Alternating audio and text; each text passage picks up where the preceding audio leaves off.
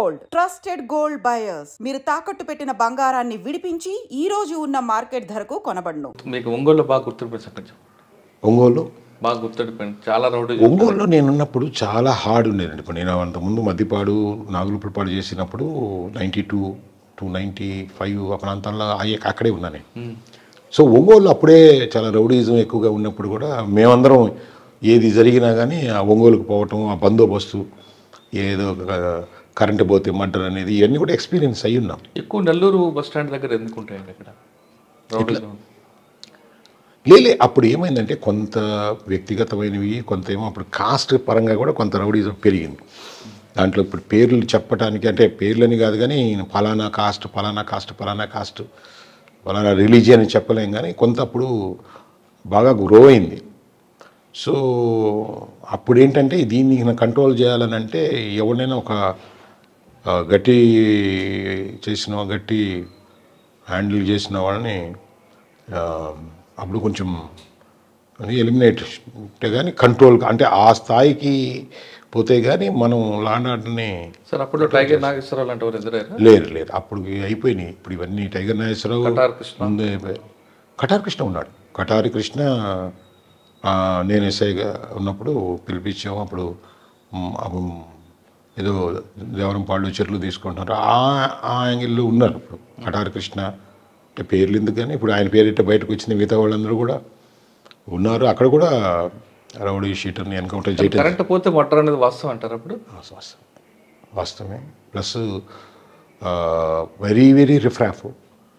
So murder అయిన తర్వాత కూడా అది ఏం జరిగింది ఎంత దీంట్లో అంటే చాలా చిల్లరికి అది ఆ టైంలో మేము కూడా విన్నది, మాకు ఎక్స్పీరియన్స్ ఉన్నది కూడా బిర్యానీకిను ఒక వాటర్ బాటిల్కి కూడా మర్డర్ యాక్సెప్ట్ చేస్తారు తెలియని ఉండేది. తర్వాత మేము ఉన్నప్పుడు కూడా రౌడీజం ఉండేది, హైలోనే ఉండేది, అండర్ కరెంట్లో ఉండేది. కానీ అది బయటకు చెప్పుకోవడానికి భయపడుతుండేది. కొంచెం పోలీసు చాలా యాక్టివ్గా ఉండేది.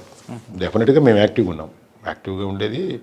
ఐడెంటిఫై చేసి కొంచెం చిన్న రూమర్ వచ్చినా కానీ దాని మీద ఉక్కుపాదం అయితే సార్ రౌడీలు ఐడెంటిఫై చేశారు. ఆపాం కూడా. ఎన్కౌంటర్ కూడా జరిగింది. అప్పుడు ఎన్కౌంటర్ జరిగిన తర్వాత కూడా అంటే ఎన్కౌంటర్ దాకా పోతుంది అని అంటే ఎన్కౌంటర్ కూడా పోయిందాము అంటే ఫియర్ అనేది క్రియేట్ చేసాం. ఒక అంటే పోలీసు ఏ ఎక్స్టెంట్కి పోతున్నారు రౌడీజం మీద అనేది. సో ఏదో ఒక బౌండ్ ఓవర్ చేసో లేకపోతే ఏదో ఈ కౌన్సిలింగ్తోనే ఆగితేనో వీటన్నిటికీ లాయర్లను ఏదైనా ఉంటుంది, బోల్డ్ మంది సపోర్ట్ వస్తూ ఉంటారు. అఫెన్సులు దారుణంగా ఉండేది. అవి నేను కెమెరా ముందు కొన్ని విషయాలు చెప్పలేను. అంటే అవి చెప్పడానికి కూడా అంత క్రూయల్గా ఉంటాయి. ఇది ఆ యాక్ట్స్ అంత కొన్ని ఏంటంటే మనకే అది ఎలా చెప్పాలంటే వేళ్ళుగా ఉంటుందండి లోపల. పోలీస్ ఆఫీసర్కి ఇన్ఫర్మేషన్ రాదు, పోలీస్ ఆఫీసర్ని బిలీవ్ చేయరు. ఎందుకంటే మనం వస్తాము కొంత భరోసా మనం ఇచ్చిన నేనున్నానని ప్రజల్లో ఏమనిపిస్తుంది అంటే ఉంటాడు ఈయన గట్టోడే, 1 year ఉంటాడో 2 years ఉంటాడో, ఈయన ఉన్నంత వరకు ఓకే, ట్రాన్స్ఫర్ అయిపోతారు. అప్పుడు ఎవరు ఆ బెదిరింపు కూడా అట్లే ఉండేది. ఈయన ఉన్నంత వరకు ఓకే, ఈయన పోయిన తర్వాత చూసుకున్నా అని అంటే. సో ఆ భయం కూడా జనాల్లో ఉండేది. ఒక పొలిటీషియన్ని జైలుకి తీసుకొచ్చి కొడితే ఇది లోపల ఏదో విజిటింగ్కి ఏదో పోతారు కదా, ఆ టైంలో లోపలుండి కొడితే మొహం అంతా పగిలిపోతే అతను కౌన్సిలర్ ఏంటి ఆ దెబ్బలని ఒక రూమర్ వస్తే నన్ను పలానా రౌడీ షీటర్ కొట్టాడని చెప్పడానికి ఒక పొలిటీషియన్కే ధైర్యం ఉండదు. పబ్లిక్ ఏముంటుంది? పబ్లిక్ది మనం తెలుసుకోవాలి.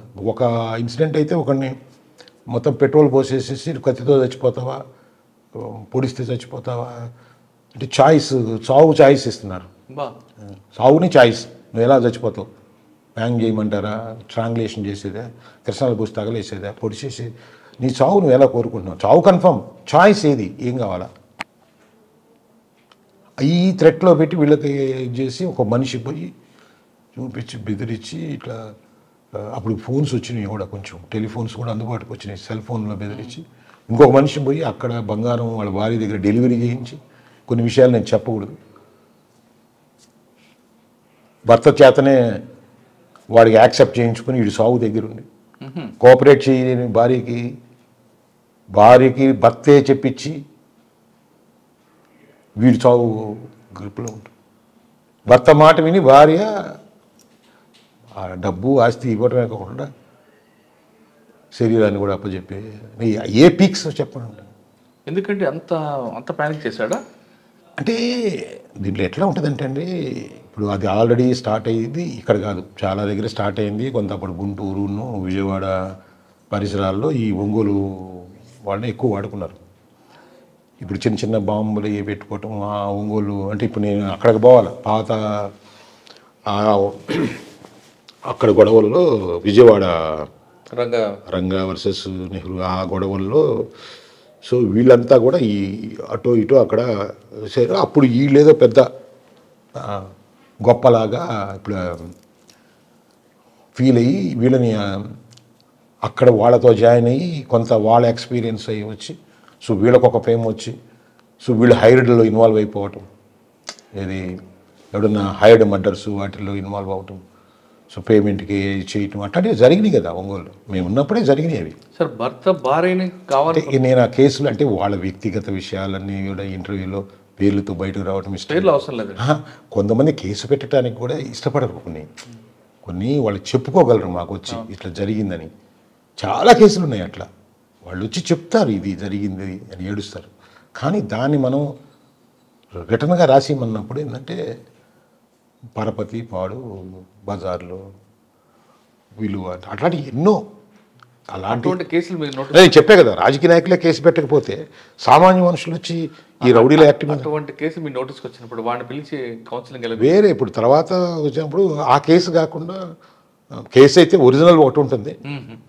అంటే ఇప్పుడు ఎన్ని ఇంటర్వ్యూ ముందు చెప్పకూడదు, బట్ అతను వదలలేక దాన్ని ఇంకొక ముఖంతో అంటే అర్థమైంది నాకు, ఇంకొక ముఖంతో అంటే వదలలేము వీళ్ళు పెట్టరు. అది కదా మాకుండే డైలమా. వాళ్ళు కేసు పెట్టరు కానీ ఘోరం జరిగి ఉంటుంది, కానీ వీడిని వదలలేము. మీకు ఇష్టం లేదు. ఇప్పుడు ఇవి కెమెరా ముందు చెప్పకూడదు ఇవే. ఇప్పుడు ఈ చట్టం ఈ నలుగుడు ఉంటుంది మధ్యలో, నలుగుడు ఉన్నప్పుడు సో ఇంకొక ముఖంతోనూ వదలలేం కదా. ఘర్షణ ఇలాంటి చాలా ఉన్నాయి. అప్పుడే కొంచెం అదే జనరల్గా అంటే మా మీద అప్పుడప్పుడు అభియోగాలు వస్తాయి కదా, జరగని దానికి కేసు పెట్టారండి.